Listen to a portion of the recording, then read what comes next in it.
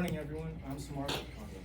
And I'm Linus. Welcome to a special edition of American Flashback News, where we take you back to some of the most unsettling and transformative years in modern U.S. history. Tonight, we're diving into the early years of the Vietnam War, specifically 1964 through 1968, a time of escalation, protest, and national soul searching. And it all starts with helicopters. What you're seeing now is a snapshot from Operation Rolling Thunder, an intense sustained bombing campaign launched in early 1965 under President Lyndon B. Johnson. The goal was to cripple the North Vietnam's ability to support the Viet Cong insurgency in the South. But it didn't stop there. With Rolling Thunder came boots on the ground. In the spring of 1965, the first official U.S. combat units arrived in Vietnam. What started as a limited advisory mission turned almost overnight into a full-scale war. The United States military strategy was one of attrition, wearing the enemy down over time. But the Viet Cong didn't fight a conventional war. They used guerrilla tactics, ambushes, booby traps, and an intimate knowledge of the dense jungle terrain. They blended into the civilian population, making it hard to know who was a friend and who was the enemy. By the end of 1965, more than 180,000 American troops were stationed in Vietnam. That number would triple in the coming years. Back home, Americans were watching the war unfold in real time. Graphic images, body counts, and battlefield footage streamed into living rooms across the country. And that's when the term credibility gap entered the national conversation. It describes a growing disconnect between the U.S. officials were saying, claims of progress and near victory, and the grim reality shown in the media. This haunting image shows American troops during a search and destroy mission. These missions aimed to root out Viet Cong fighters, but they often resulted in destroyed villages, displaced families, and civilian casualties.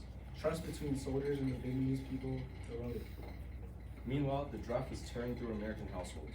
Young men, many just 18, were called to fight in a war they didn't understand, in a country they never heard of. And many refused. The anti-war movement exploded, especially among the youth. The so-called hippie movement took hold, rejecting not just the war, but the broader values of traditional American society. Cities like San Francisco and college campuses from coast to coast became epicenters of protests. Marches, sit-ins, music festivals, some peaceful, some not, challenged authority and called for peace. Chants of "Make love, not war" echoed through the streets. Draft cards were burned in defiance. Faith in the Johnson administration crumbled. In March of 1968, President Johnson addressed the nation in a live broadcast.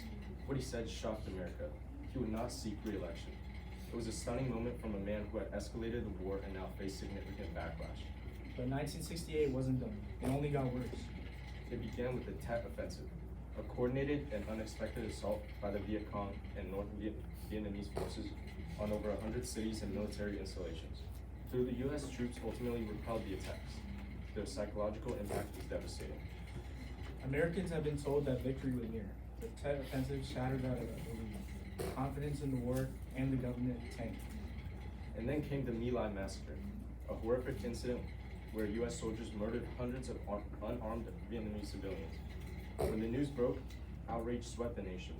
The moral authority of the United States was now in question. And just when it seemed things couldn't get worse, 1968 saw the assassinations of Dr. Martin Luther King Jr. and Senator Robert F. Kennedy. Both were symbols of hope, unity, and peace. Their deaths plunged the country into even deeper grief and turmoil. As the year drew to a close, a new face emerged, Richard Nixon, promising to restore law and order and claiming a secret plan to end the war. Nixon narrowly won the presidency. But the conflict was far from over. For many, 1968 wasn't just another year.